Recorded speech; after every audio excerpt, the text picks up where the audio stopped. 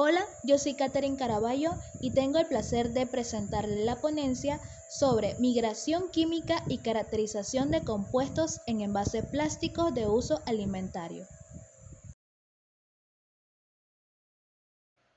En la actualidad, el uso de materiales plásticos en el envasado de alimentos es prácticamente universal, gracias a su bajo costo, su ligereza y excelente resistencia mecánica.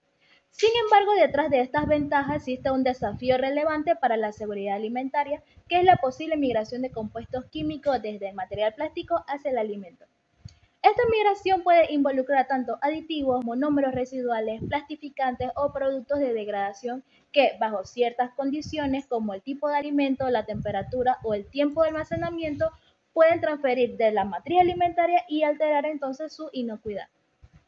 La magnitud de esta migración depende en gran medida de las propiedades del polímero, su estructura molecular y también de la polaridad del simulante alimentario que se está utilizando en el ensayo.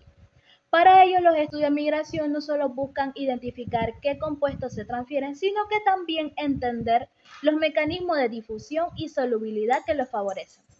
En este contexto, nuestro trabajo se centra en la evaluación de la migración química y caracterización de compuestos presentes en envases plásticos de uso alimentario. Específicamente el polietileno, el polipropileno y el tereftalato de polietileno, que son materiales ampliamente empleados en envases de contactos con alimentos.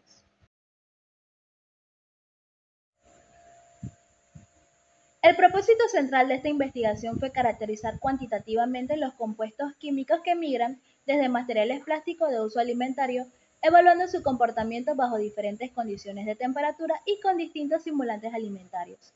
Para el desarrollo del estudio se tomaron como referencia las condiciones más críticas establecidas por el Reglamento de la Unión Europea número 10 del 2011, que define los límites de migración global y específicas para materiales plásticos en contacto con alimentos. Bien, esta normativa fue optada debido a la ausencia de límites nacionales específicos y por su amplio reconocimiento internacional como estándar de seguridad alimentaria. Asimismo, también se consideraron lineamientos más recientes del reglamento del 2023-2055, que es la relativa a la restricción de plásticos añadidos intencionalmente, que son las llamadas IAS, Intentionally Added Substance, así como la creciente preocupación por las NIAS, que son las no añadidas intencionalmente, que pueden formarse ya sea por la degradación, la reacción o las impurezas durante el proceso del material. Entonces, en este sentido, el trabajo busca no solamente identificar los compuestos migrantes, sino también poder reconocer el posible origen de los NIAS y su impacto potencial en la salud.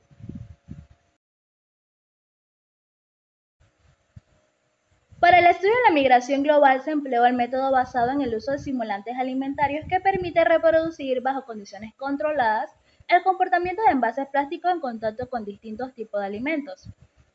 Estos simulantes fueron seleccionados de acuerdo a su polaridad, su pH y su contenido graso, siguiendo las condiciones establecidas por el Reglamento de la Unión Europea número 10/2011 sobre plásticos en contactos con alimentos. En este caso se utilizaron 4 tipos de simulantes. Tenemos el simulante A, que es el etanol al 10%. Este va a representar alimentos hidrofílicos. El simulante B, que es ácido acético al 3%, corresponde a alimentos ácidos. El simulante D1, etanol al 50% para alimentos grasos o también emulsiones.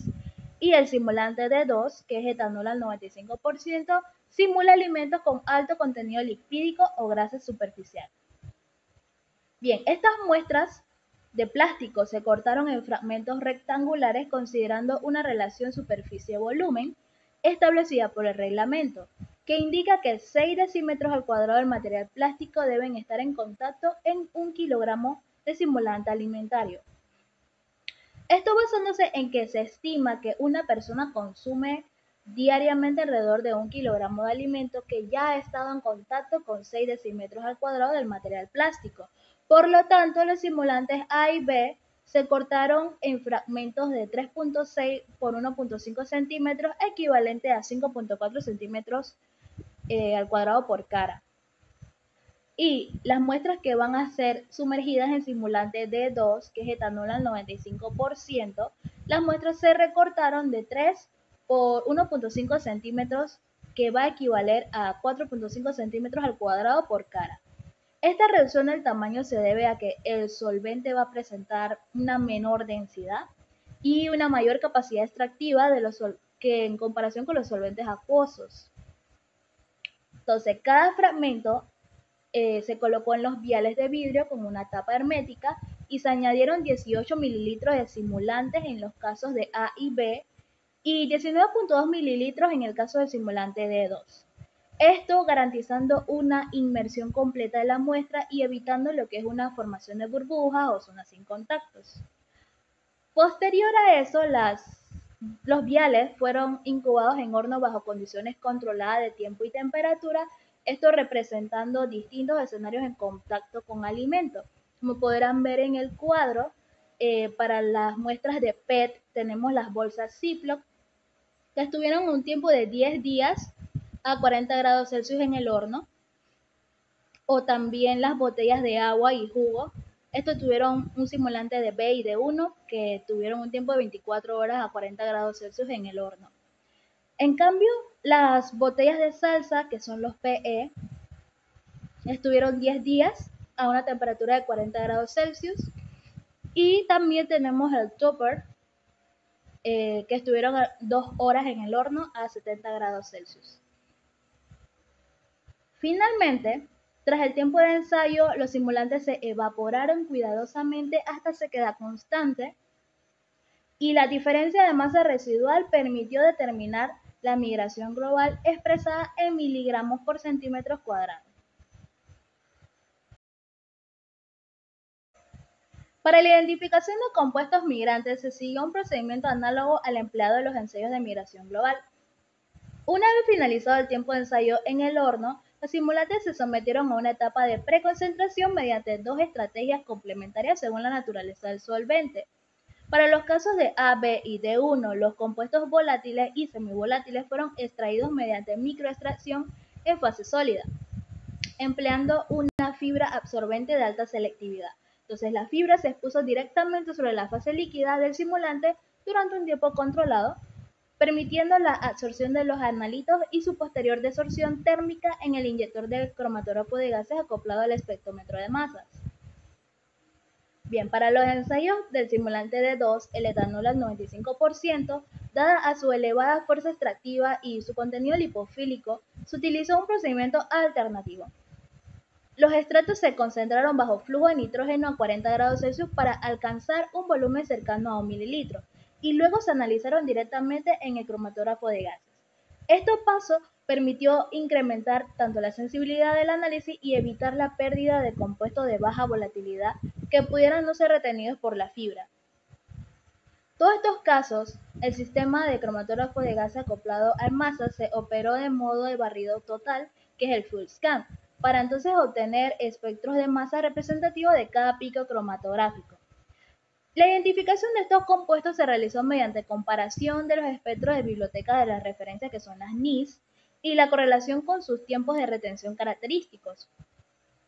Esta metodología permitió establecer un perfil químico cualitativo de las sustancias migrantes provenientes de cada tipo de polímero, y así se podría evaluar el efecto del simulante y las condiciones de exposición sobre su composición del extracto. En la evaluación de migración global evidencia una variabilidad significativa según el polímero y la naturaleza del simulante alimentario. En el siguiente cuadro podrán observar los valores de la migración global respecto a los diferentes materiales. Como podrán ver, en el PET y el PP mostraron un nivel de migración mucho más bajo con respecto al límite reglamentario, que es de 10 miligramos sobre kilogramo de alimento, establecido por el reglamento de la Unión Europea. Esto confirma que hay un adecuado comportamiento como barrera funcional y su estabilidad térmica frente a condiciones críticas. Sin embargo, las muestras del polietileno PE, que son los toppers, representaron un comportamiento un poco distinto, sobre todo la EM19, que son los toppers que se utilizan para calentar comida en los microondas. Bueno, esto superó la normativa de 11.2 miligramos sobre kilogramo para el caso del simulante A, que es etanol al 10%. Pero para el simulante B aumentó a un 49.5 miligramos de migrantes del plástico sobre kilogramo del alimento.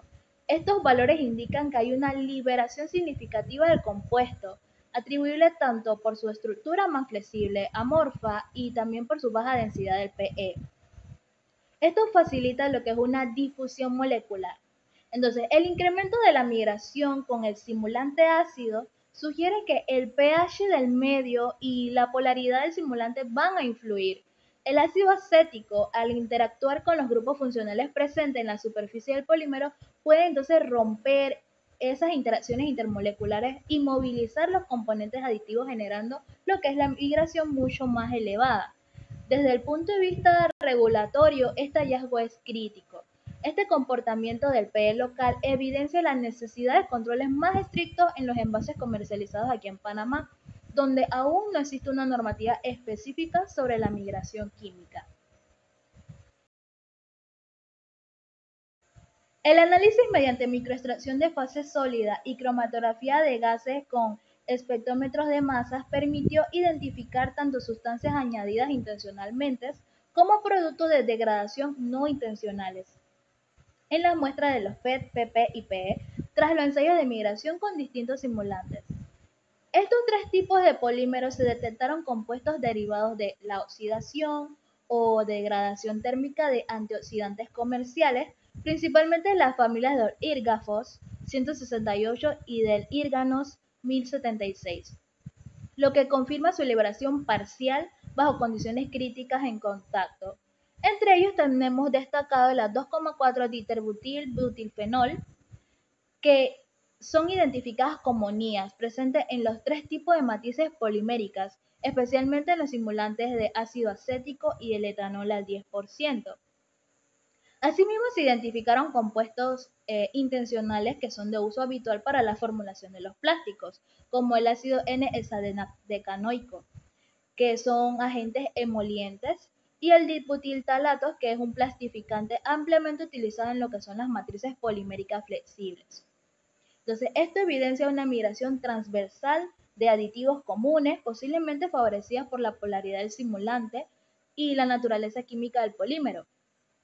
En el caso de la muestra con simulante de etanol al 95%, analizadas por concentración bajo nitrógeno, se detectó que la presencia del 1,3 diisopropilnaftaleno, compuesto asociado a aditivos aromáticos industriales. El conjunto, todos estos resultados confirman la presencia de una mezcla de compuestos tanto volátiles como semivolátiles, que son catalogados como IAS o NIAS, y reflejan ese proceso de formulación y envejecimiento térmico de los materiales plásticos. Bien, la coincidencia de estos ciertos compuestos en diferentes polímeros y simulantes sugiere una ruta de degradación comunes, especialmente vinculadas a lo que son los antioxidantes tipo de fenol. Podemos concluir que los estudios de migración global demostraron que la estructura del polímero y la polaridad del simulante alimentario son factores determinantes en la cantidad de compuestos migrantes liberados. El PE mostró los valores más altos, seguidos del PP, mientras que el PET se mantuvo como el polímero más estable, con migraciones bajas o incluso nulas. La identificación de compuestos mediante microextracción de fase sólida y espectrómetro de masas acoplado a gases evidenció la presencia de IAs, aditivos intencionales, y NIAs, productos de degradación o impurezas, incluyendo antioxidantes, plastificantes y emolientes. Esto confirma que incluso materiales considerados seguros pueden liberar compuestos químicos bajo condiciones críticas. La combinación de resultados cuantitativos y cualitativos subraya que la migración no depende únicamente de la cantidad total de sustancia, sino también de la afinidad química entre el polímero, el simulante y los aditivos, reforzando la necesidad de evaluar ambos aspectos para una correcta valoración de riesgos. Los hallazgos de esta investigación son particularmente relevantes para Panamá, donde la utilización de plásticos en envases alimentarios es ampliamente difundida y la normativa nacional aún no establece límites específicos de migración química. Los resultados proporcionan información clave para mejorar la seguridad de los envases locales, orientar políticas de regulación y promover un uso más responsable de plásticos en contacto con alimentos. Muchas gracias.